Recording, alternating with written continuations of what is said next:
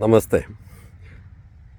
At this time, I'm standing in a very significant place for Indian science related work. This is Tata Institute of Fundamental Research, TIFR, at a very end of Mumbai the geographic area, and next to Navy Nagar and bounded by the sea. So we the place where a lot of intellectuals are associated with. Professor Narasimhan, I think P.P. Gupta, and I mean there are so many people, particularly in the area of physics, and it also a place where I think Indian computing took birth. There was TIFRAC, which was India's first effort to build our own computer. So that was also done here. It is also the place where NCST was conceptualized, and for a period it actually functioned somewhere out of TFR campus, and till it moved out as NCST into the Juhu campus. Till then it was called NCSDCT and various avatars. So very intellectually stimulating place. View of this is the garden. I'm taking some call here. Over there at the end that you can see is the sea. You can get down there. It's a nice place to sit on there. And the TFR buildings are what you can see here. Okay, so continuing on bit of programming paradigms. What I how talk about is functional programming paradigm. So this is also really speaking quite an old paradigm. It has really speaking nothing to do with the computer science at all, because the idea of using functions as a comprehensive representation of world is something that's quite old. Like the way we talked about relations being used in the case of logic programming. Okay, and the functions also have this advantage that you don't have a concept of variables as a place where you can store things and retrieve things and modify things, because functions are something that transforms an input into an output, and there are no side effects that is visualized as part of this transformation. So which means if you do something like square, you give a number, you get a square, and you can call this function whenever you feel like, wherever you feel like. It has absolutely no impact on what the rest of the program actually does. So therefore this was a very powerful paradigm, because parallelism was implicit, because any function you can pull out and execute provided its inputs are available.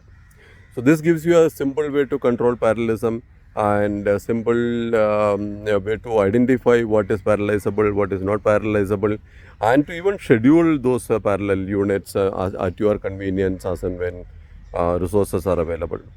So the exemplar of functional programming was Lisp. The acronym actually comes from list processing, because the functions are written as list.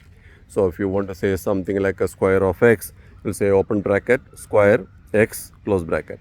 So these brackets, when you get a complex function, this can actually become very confusing and annoying.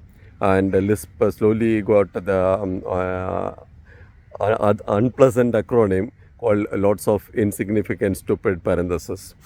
Okay, so like for example, if you want to define a function, what does a function contain? A function has input parameters and a body, which is another function or a sequence of functions. So open bracket defun, the name of the function, a list or another a list containing the arguments, and a list which is the sequence of steps to be executing in that function, and close bracket. So everything starts with an open bracket and word indicating what it is. So it could be like you would say set if you want to assign a value to something.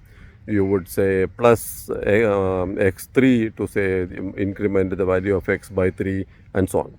So that is how the model of functional programming was.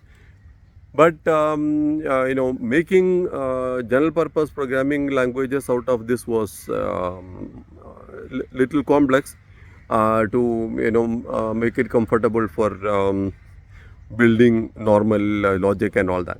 So the pure functional paradigm has been sufficiently diluted to allow certain kind of operations. Like for example, there is something called a set or set cube, which actually allows assignment, which is really not part of functional programming at all. So you can actually say x equal to y square plus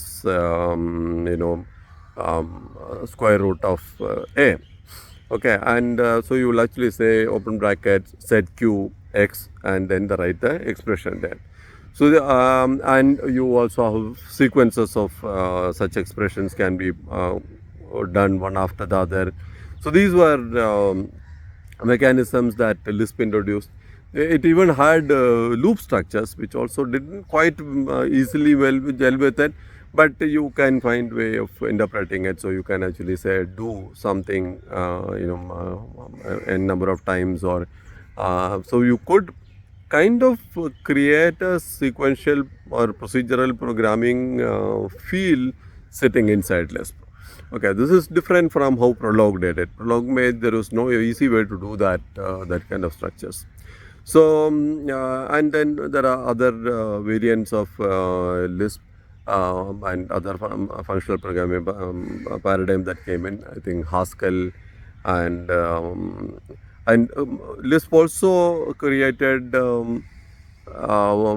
adaptations more amenable to concurrency called concurrent Lisp and so on and so on. Okay, so using functions as a base to capture the world view and communicate that to the machine was something that functional programming line of thinking brought in.